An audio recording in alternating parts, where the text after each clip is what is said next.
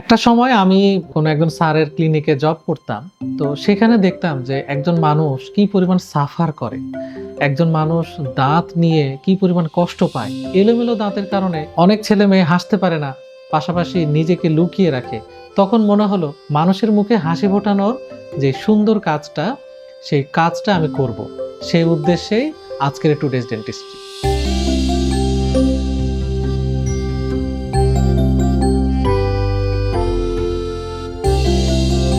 একটি সুন্দর হাসির জন্য দাঁত অন্যতম প্রধান উপাদান। আপনার দাঁত যত সুন্দর হবে আপনার হাসি ততই সুন্দর হবে।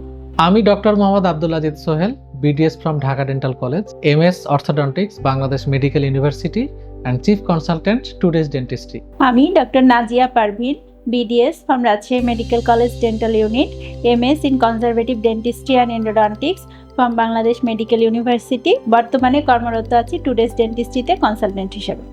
আমি আমার বাবাকে দেখেছি দাঁত নিয়ে উনি কত কষ্ট করেছেন, এবং আমি ডাক্তার হওয়ার আগেই তার সবগুলো দাঁত পড়ে গিয়েছে। তখন আমার কাছে মনে হয়েছে যে আমার বাবার মতো আর কারো বাবা যাতে দাঁতের সমস্যা নিয়ে সাফার না করে। আমি দেখেছি চিকিৎসা নিতে গিয়ে হসপিটালগুলোতে একটা মানুষকে কি পরিমাণ কষ্ট করতে হয়। এই কষ্টটা লাঘব করার জন্যই আজকের এই টুডেজ ডেন্টিস্ট্রি। চেম্বার শুরুর পর থেকে আমি যে জিনিসটা অভিজ্ঞতায় দেখেছি, বেশিরভাগ মানুষই আসলে ডেন্টিস্টের কাছে তখনই আসে যখন তার দাঁতে প্রচন্ড ব্যথা হয়। আমি সবসময় সেই ব্যথাটাকে রিমুভ করার যে চিকিৎসা, সেই চিকিৎসাটা দিয়ে থাকি, এবং সেই সাথে তাদের মুখের অন্যান্য সবগুলো দাঁত আমি পরীক্ষা নিরীক্ষা করে রোগীদেরকে সবসময় একটা মেসেজ দেই যে আপনার দাঁতগুলো কেমন অবস্থায় আছে। কারণ দাঁতের সমস্যাগুলো শুরুর দিকে কোনো ব্যথা হয় না, যখন একদম শেষ অবস্থায় চলে যায় তখনই ব্যথা শুরু হয়। তাই আমি আমার রোগীদেরকে সবসময় চেষ্টা করি সচেতন করার, যাতে তারা দাঁতের সমস্যার প্রাথমিক লক্ষণগুলো বুঝতে পারে এবং অল্প অবস্থাতেই চিকিৎসা নিয়ে সুন্দর হাসি নিয়ে বেঁচে থাকতে পারে।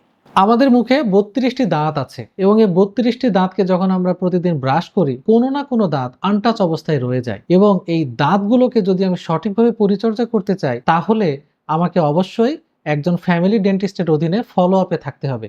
এই কারণে আমরা সবসময় বলে থাকি যে 6 মাস পর পর অবশ্যই আপনি আপনার ফ্যামিলি ডেন্টিস্টের কাছে আপনার দাঁতটি চেক আপ করে নিন, ব্যথামুক্ত জীবন কাটান। দাঁতের চিকিৎসা নিয়ে আমাদের অনেকেরই মনের মধ্যে ভয় থাকে যে ডেন্টিস্টের কাছে গেলেই বোধহয় দাঁতে অনেক ব্যথা লাগবে।